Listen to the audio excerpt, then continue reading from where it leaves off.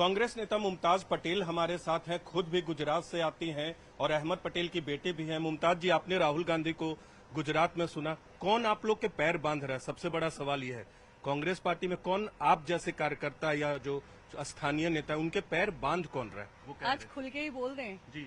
अपनी पार्टी में ऐसे बहुत लोग हैं जो बहुत कंफर्टेबल पोजीशंस में बैठे हुए हैं और शायद वो अपने निजी स्वार्थ के लिए नहीं चाहते कि नए चेहरे आगे आए।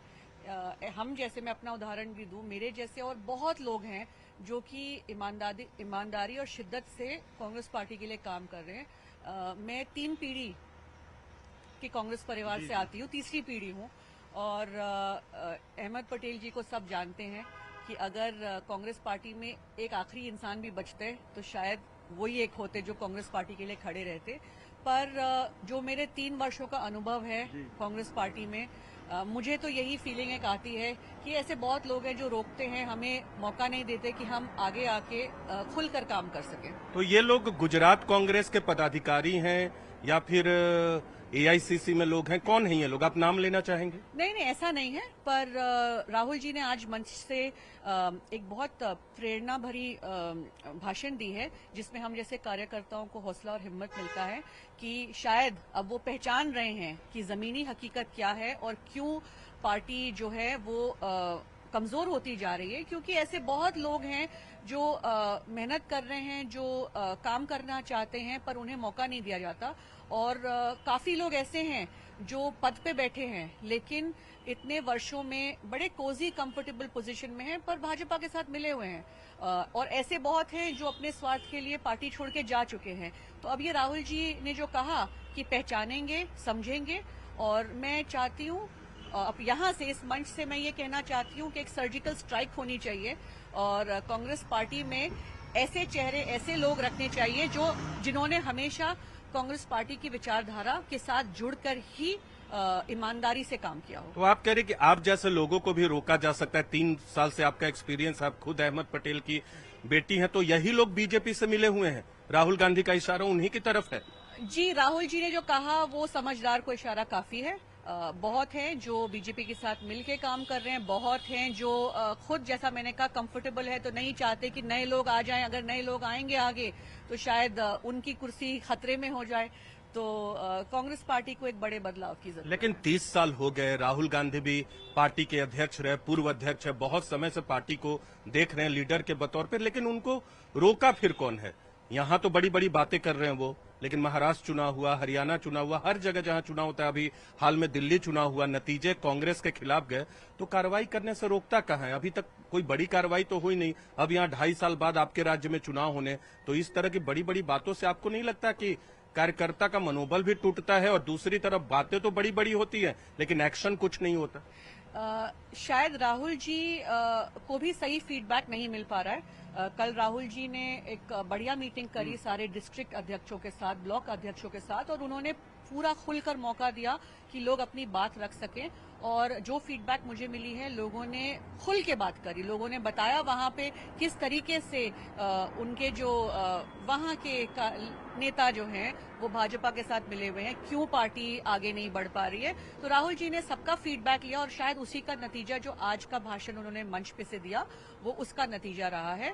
और राहुल जी को अगर सही फीडबैक नहीं पहुंचेगी तो वो निर्णय और डिसीजन कैसे ले पाएंगे? वो कह रहे कि वो खुद, कांग्रेस के जनरल सेक्रेटरी और बाकी नेता जो है गुजरात को रास्ता नहीं दिखा पा रहे। जी, वही कह रही हूँ कि सही फीडबैक, सही खबर उन तक पहुंचेगी तो ही वो सही निर्णय ले पाएंगे। तो उनको ये पहचानना पड़ेगा कि कौन ऐसे लोग हैं जो सही फीडबैक उन्हें नहीं दे रहे हैं। यही सर्जिकल स्ट्राइक की मैं बात कर रही हूँ। आपने कहा कि आपको भी दिक्कत होती है, बहुत लोग, किस तरह की दिक्कत का सामना आपको करना पड़ता है? ये तो बात हो गई पूरे कांग्रेस की। आप अगर व्यक्तिगत तौर पे बात करें, गुजरात में राहुल गांधी थे, हम लोग को उम्मीद थी, जब मैंने भी आपको फोन किया, कि आप खुद गुजरात में शायद हो, लेकिन आप दिल्ली में मौजूद हैं। जी, तो आप ये बताइए, ना मैं पीसीसी में कोई पद रखती हूँ, ना मैं डिस्ट्रिक्ट अध्यक्ष हूँ, ना मैं ब्लॉक अध्यक्ष हूँ, ना मैं किसी फ्रंटल ऑर्गेनाइजेशन में हूँ, तो मैं किस कैपेसिटी में वहाँ जाती? और अगर कोई जिम्मेदारी दी जाती कि भाई आपकी ये ड्यूटी लगी है, आपने यहाँ पे रहना है, राहुल जी आ रहे हैं, तो समझ भी आता। पर जब किसी ने ना बताया, ना किसी ने कहा, तो फिर ऐसे ही जाके मैं क्या करती? लेकिन आप पार्टी का पक्ष मीडिया माध्यमों में बतौर मजबूती से रखती हैं। पैनल जब बैठता है विभिन्न मुद्दों पर मजबूती से रखती हैं। आप खुद गुजरात से आती हैं, अहमद पटेल की बेटी हैं। क्या आप चाहती हैं कि ये जो कार्यक्रम हो रहा था उसमें आपको कोई भूमिका होती, इसलिए कि क्योंकि आप गुजरात से हैं? नहीं, ऐसा नहीं है। देखिए, पार्टी ने जब जब मुझे कोई जिम्मेदारी दी, अभी हाल ही में कुछ दिन पहले लोकल बॉडी इलेक्शंस हुए थे, मुझे कहा गया कि जाके प्रचार करना है, तो मुझे आज कहा, मैं अगले दिन प्रचार के लिए पहुंच गई। आपने दिल्ली में देखा, मुझे जहां जहां कहा गया कि आपने प्रचार करना है या किसी भी मंच पर से मुझे मौका मिला है कांग्रेस पार्टी की विचारधारा को या कांग्रेस पार्टी को डिफेंड करना या कुछ भी कांग्रेस पार्टी के पक्ष में बोलना, तो वो मैंने बिल्कुल ईमानदारी से निभाई है।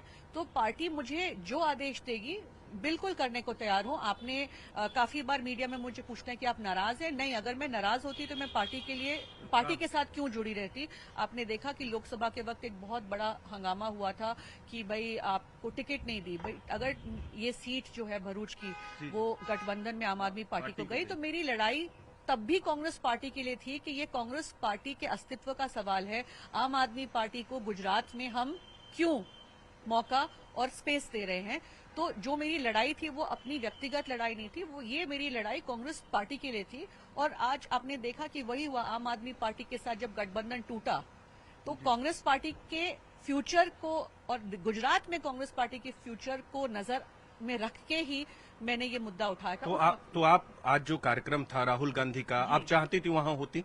नहीं, बिल्कुल। अगर मुझे कहा जाता वहां रहने के लिए और वहां पे कोई जिम्मेदारी देती तो बिल्कुल। किसी ने कोई संपर्क नहीं किया? आपको इसलिए होना चाहिए था क्योंकि आप वहीं से हैं? जी ना, नहीं, किसी ने संपर्क नहीं किया जी। तो किस तरह की भूमिका आप चाहते हैं? आप जैसे कार्यकर्ता, राहुल गांधी ने जो कहा, किस तरह की भूमिका आप चाहती है पार्टी के अंदर? देखिए, या आप जैसे कार्यकर्ताओं को मिलनी चाहिए? पार्टी के कार्यकर्ता है, पार्टी जो जिम्मेदारी दे वो हमारा फर्ज बनता है, एक ड्यूटी बनती है कि पार्टी जहां बोले, जैसे बोले, जो करने को बोले हम करेंगे। एक अंतिम सवाल करूंगा आपसे मुमताज जी। अब राहुल गांधी ने भाषण दिया, एक तरह से नाराजगी भी जाहिर की है और उनका दिख रहा था कि पार्टी के अंदर किस तरह से गुटबाजी है। 20 से 30 लोगों का जिक्र किया। क्या उम्मीद जगे, क्योंकि 2.5 साल बाद वहां चुनाव है, तो कोई उम्मीद जगे या आपको लगता है कि ऐसे ही चलता रहेगा जिस तरह से 30 सालों से होते आ रहे? देखिए, ऐसे ही चलता रहेगा तो हम भी ऐसे ही सोच रहे थे, पर आज जो उन्होंने भाषण दिया, आज मुझे भी हिम्मत मिल रही कि मैं आपके सामने मीडिया के सामने अपनी बात रख पाऊं, क्योंकि मैं जो बोल रही हूं वो वही बात राहुल जी ने कहा। राहुल जी हमारे नेता ये कह रहे और वो पहचान गए हैं, तो हमें भी हिम्मत मिल रही है कि हम खुल के ये बात बोले कि जी, these are the challenges we are facing in the Congress party, and जब तक ये चीज नहीं बदलेगी तब तक कांग्रेस पार्टी वापस उभर के नहीं आ सकती। तो बिल्कुल मुमताज पटेल खुलकर अपनी बातें रखते हुए, हालांकि सभी कार्यकर्ताओं को इतना बोलने का मौका भी नहीं मिलता, लेकिन इनको मिलता है क्योंकि ये कांग्रेस का पक्ष भी मीडिया के सामने रखती हैं। और आज राहुल गांधी के बयान के बाद, उनके भाषण के बाद उम्मीद भी जगी है और इन्होंने भी अपनी आप बीती बताई कि कैसे उन्हें भी पिछले 3 साल से संघर्ष करना पड़ रहा है। वो चाहती थी गुजरात में हो, लेकिन किसी ने इनसे संपर्क नहीं किया। कैमरा पर्सन दिनेश नागर के साथ नीरज कुमार, न्यूज 18 इंडिया, दिल्ली।